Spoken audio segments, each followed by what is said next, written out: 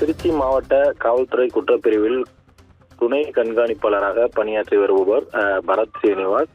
இவர் மன உளைச்சல் காரணமாக என்னால் பணி செய்ய இயலவில்லை, ஆகவே எனக்கு விருப்ப ஓய்வு அளித்து உதவிடுமாறு உள்துறை செயலருக்கு கடிதம் எழுதியிருக்கிறார்.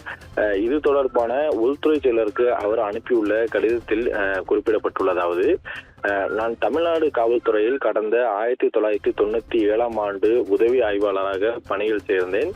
படிப்படியாக பதவி உயர்வு பெற்று தற்போது திருச்சி மாவட்ட காவல்துறையில் மாவட்ட குற்றப்பிரிவு 2 துணை கண்காணிப்பாளராக பணிபுரிந்து வருகிறேன்.